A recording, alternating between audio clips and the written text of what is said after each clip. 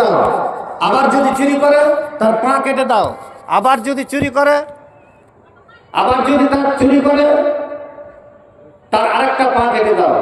ইসলামী রাষ্ট্র হতে গেলে কিন্তু আমাদের এখানে চলবে না। তবু এতটুকু যদি না করা যায়, তাহলে নামাজ যদি না পড়ে, রোজা যদি না করে, বা আল্লাহর আদেশকে, আল্লাহর আইনকে যদি বুরহানগঞ্জ যদি দেখায়, তবে কিছুটা একটা শাস্তি বা তাকে দেওয়া যেতে পারে, বা তাকে দিতে পারা যায়। তবে আল্লাহ রাব্বুল আলামিন বললেন কি, নামাজ পড়ো, রোজা করো, আল্লাহ আদেশ করলেন, আল্লাহ আদেশ করলেন। তা আল্লাহ যে আদেশ করলেন সেই আদেশকে কতটুক মানলাম আর কতটুক মানিনি। যদি আল্লাহর আদেশকে যদি না মানি, তবে তা আমি সেই আসামি হয়ে যাচ্ছি, সেই কাজ করাই যেতে হবে আমাকে। আল্লাহর নিষেধকে যদিও না মানি, তবুও আমি আসামি।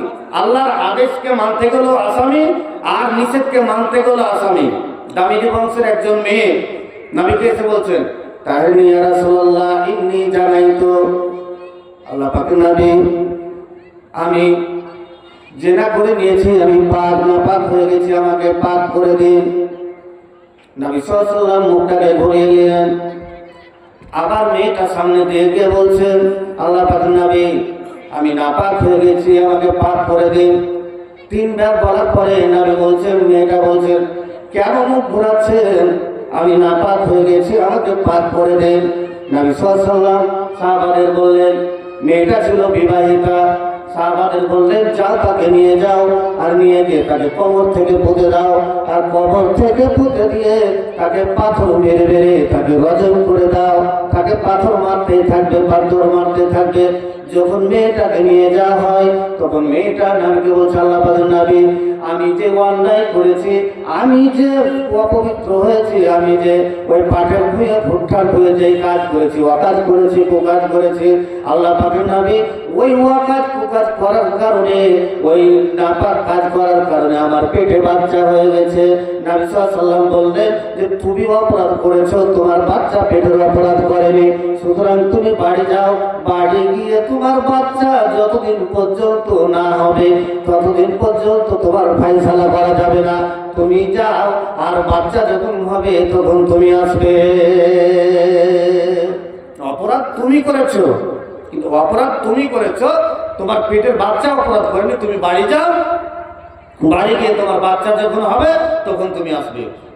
মেয়েটা ঠিক 10 মাস 11 মাস পরে ছোট্ট বাচ্চাকে কোলে করে নিয়ে নবীর কাছে হাজির। নবীকে এসে বলছে, আল্লাহ পাকের নবী, এই যে দেখুন কোলে আমার বাচ্চা এখন দুধ খাচ্ছে। নবী সাল্লাল্লাহু আলাইহি ওয়াসাল্লাম বলছেন, মানিফতে মহাজাল গোলাম, এই 3 দিনের শিশু নিয়েছো, এই ছোট বাচ্চা নিয়েছো, এই ছোট বাচ্চাকে কে দুধ খাওয়াবে, কে লালন পালন করবে, এর দায়িত্ব কে নেবে? তুমি বাড়ি চলে যাও, আর বাড়ি গিয়ে এই বাচ্চাটাকে তুমি ভরণ পোষণ করো, লালন করো। যতদিন পর্যন্ত তোমার বাচ্চা দানা খেতে না পারবে, ততদিন পর্যন্ত তোমার কার্যকারী করা হবে না। আবার মেয়েটা চলে গেলেন। মেয়েটা চলে যাওয়ার পরে আবার 1 বছর পরে, 11 মাস 12 মাস পরে আবার মেয়েটা বাচ্চাটাকে কোলে করে নিয়ে আসছে, আর একটা হাতে রুটির টুকরা দিয়ে নবীকে বলছে, আল্লাহ পাকের নবী, এই যে দেখুন আমার ছেলে, আমার বাচ্চা দানা খেতে পারছে, রুটি খেতে পারছে। নবী সাল্লাল্লাহু আলাইহি ওয়াসাল্লাম বললেন, যাও যাও যাও, তাকে নিয়ে যাও। বাচ্চাটাকে নিয়ে যাওয়া হলো, তাকে নিয়ে যাওয়া হলো, তাকে কোমর থেকে পুঁতে দেওয়া হলো, আর কোমর থেকে পুঁতে দিয়ে তাকে পাথর মারতে লাগলো। পাথর মারতে মারতে একটা জীবিত মানুষকে যদি পাথর মারা যায়, ওই জীবিত মানুষকে পাথর মারা হচ্ছে, এবং পাথরের আঘাতে ছটপট ছটপট ছটপট করছে। এবং ওই রাগে একটা, অনেকজনের রাগ একটু বেশি থাকে। হযরতে খালিদ বিন ওয়ালিদ সেখানে ছিল। খালিদ বিন ওয়ালিদ রাগের চোটে একটা বড় পাথর উঠিয়ে তার মাথাতে এমন করে সামনে মেরেছে, তার মাথাতে তার ঠিক করে মেরেছে। আর মাথাতে যেমন করে মারার সাথে সাথে একটা রক্তর খুনকি এসে হযরতে খালিদ বিন ওয়ালিদের গলে শরীরে পড়ে গেছে, জামাতে পড়ে গেছে। হযরতে খালিদ বিন ওয়ালিদ রক্ত দেখে মুখে ছুঁকে গেলেন যে বদমাশ গুন্ডার লুচ্চার মেয়ে, তুই নাপাক মেয়ে, তুই যদি এরকম না কাজ না করতে তবে তোকে রজব করতে আসতাম না, তোকে পাথর মারতে আসতাম না, তোকে পাথর মারতে আসলাম। আর তার কারণে তোর নাপাক রক্ত আমার শরীরে চলে এসছে, আমার শরীরে লেগে গেল। নাবির কান খারাপ হয়ে গেছে। নাবি বলছেন, কে গালি দিলে, কে গালি দিলে, কে এটা? খালিদ বিন ওয়ালিদ বলছিলাম, নাবি আমি কেন গালি দেব না? এই মেয়েটা ওয়াকাজ কুকাজ করেছে, নাপাক হয়েছে, এই মেয়েটার জন্য বদদোয়া করবো না, এই মেয়েটাকে গালি দেবো না, তার কাকে গালি দেবো? নবী সাল্লাল্লাহু আলাইহি ওয়াসাল্লাম বলছে, না না না, তাকে গালি দিও না। লাকাদ তাবা তাওবাতুল্লাহি ওয়াজিয়াত আলা আহলিল মিনকুম সাবিনা নাফরাল্লাহু ওয়াজিয়াত আনহুম।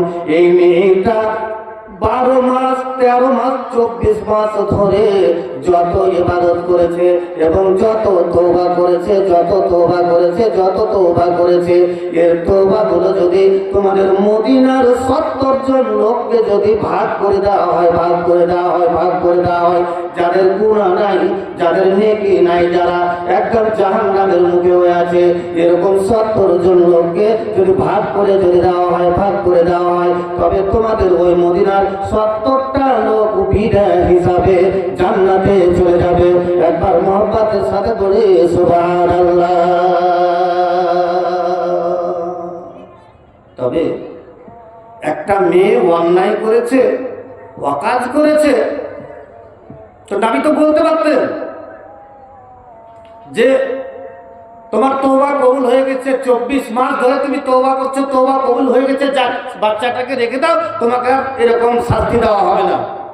কিন্তু আল্লাহর আইন, কোরআনের আইন, তাকে শাস্তি দিতেই হবে।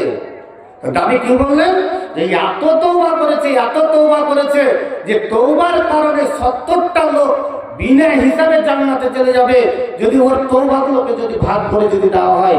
এত তওবা করেছে। কাজটা কি করেছিল? একদিন পাটের ভুঁয়ে মজা নিয়েছিল। তার শাস্তিটা কি? তাকে কোমর থেকে পুঁতে দিয়ে তাকে পাথর মেরে মেরে, যে যত বড় পাথর মারবে, যে যেমন মারবে, যার যতই রাগ হোক, তাকে মেরে পাথর মেরে মেরে মেরে মেরে মেরে মেরে তার যতক্ষণ দম না শেষ হবে তাকে ততক্ষণ মারতে হবে। এই তো কোরআনের আইন। আল্লাহর আদেশকে, আল্লাহর নিষেধকে আল্লাহ বলেছেন জিনা করিও না, ব্যভিচার করিও না, পাপাচার করিও না। আল্লাহর নিষেধকে অগ্রাহ্য করার কারণে যদি তাকে যদি রজম করতে হয়, তার যদি শাস্তি যদি এরকম করতে হয়, তবে আল্লাহর আদেশকে অমান্য করতে গেলে তবে সে শাস্তি কি?